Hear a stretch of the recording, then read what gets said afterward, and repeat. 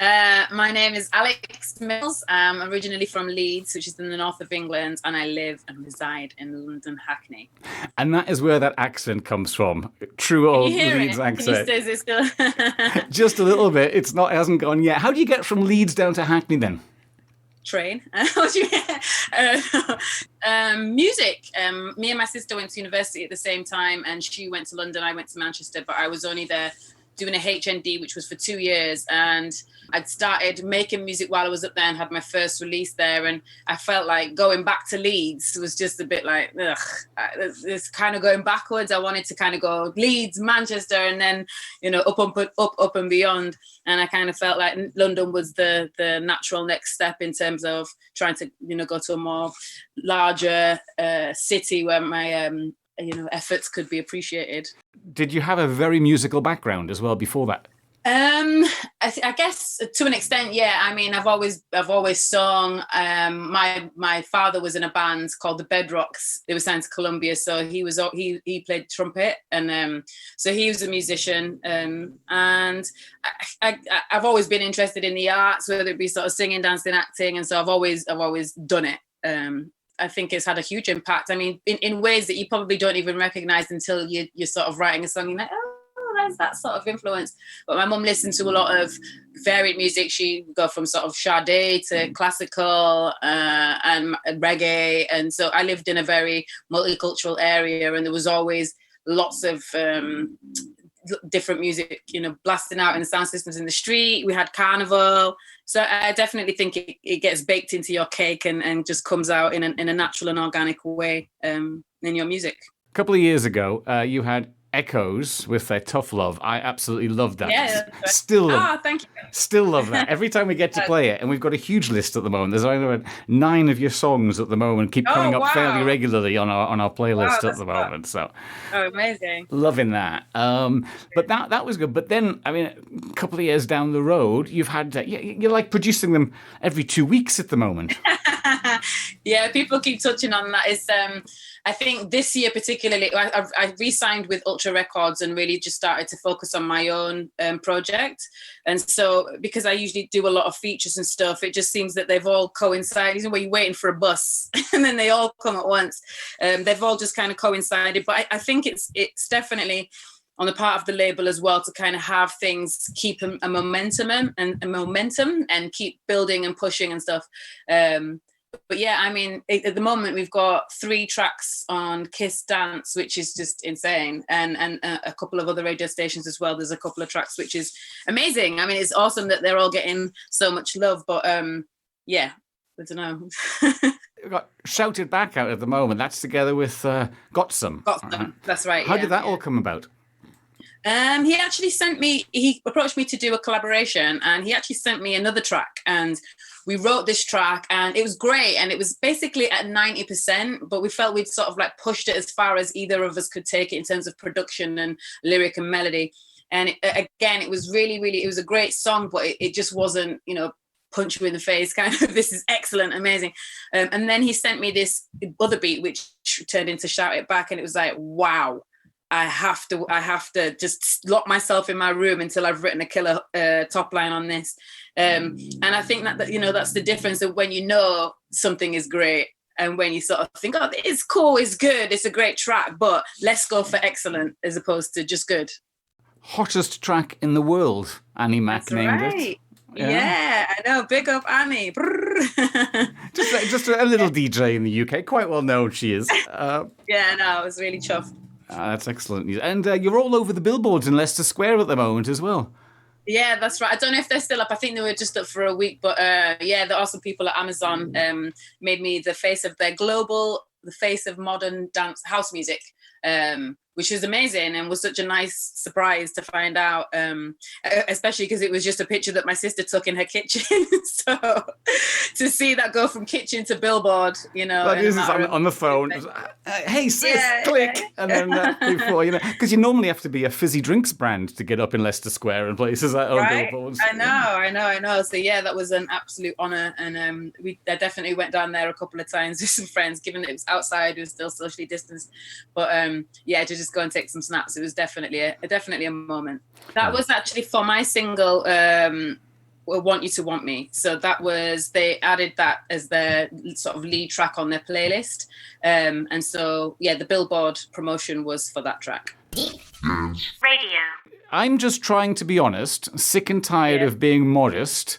Ain't it time for us to shy away? Got to grab life by the neck today. I mean, that isn't just, happy na-na-na-na-ni-ni-noo songs. That's got meaning, right? Yeah, it's about being unapologetically fierce and, you know, just going for your life, basically, and just, you know, not being scared by the naysayers. I definitely wanted to sort of be careful to tread the line of not being arrogant. It's not coming from an arrogant place, it's coming from a confidence place, and I think there is definitely a difference between the two, of just kind of feeling empowered and, you know, go for it. It's time to sort of stop being so frightened of things that you're proud of, that you've worked hard for, and, you know, grab it by the neck and go for it. A lot of the posts that you make on social media are also very confident posts, which tell people really just go be yourself. And there's you talk about there's a few of them I noticed where you've still mentioned that women have still got a long way to go before they get to equality. Is that still true in the music industry? I wouldn't even say that women have got a long way to go. I'd say society have got a long way to go. I think women are already there. I think we already, you know, are quite aware of the unfair nature of the patriarchy and just the way that the world is kind of set up. I definitely think that we've made heaps of progress, but I think that there's definitely a long way to go. In terms of the music industry, it's a weird one, actually, because I was asked this the other day, and I was asked the question, how do I sort of feel about being a female artist? And, you know, but I don't actually think about myself as being a female artist. I think about myself as being an artist, and I present myself as a human being. And it's only if somebody else sort of, you know, which I find rare. I don't find much sexism within the music industry. I definitely feel that men get pushed more and get championed more. You know, I definitely feel that there's tracks, if I would have done them just as me, probably wouldn't have got as much traction if I'd have done them with another dude. So there is that. I think there's less seats at the table for women, and we kind of sometimes can be pitted against each other, but I think that's made us try even harder to support each other and really, you know, bring each other in. And if something doesn't work for me, then you offer it to somebody else, you know.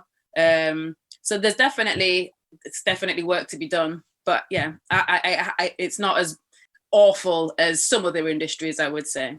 On the production side, on the boss side, at management level, do you think women and black people as well are fairly well represented? Well, in terms of black people, I don't know. I have always sort of felt that when white people do black music, they're often championed more than when black people do black music, kind of thing, if that makes sense. Like, I feel like the sort of novelty of a white act singing a blues song or singing an R&B song is often championed more than a black girl singing an R&B song. I think it sort of is that I would say that.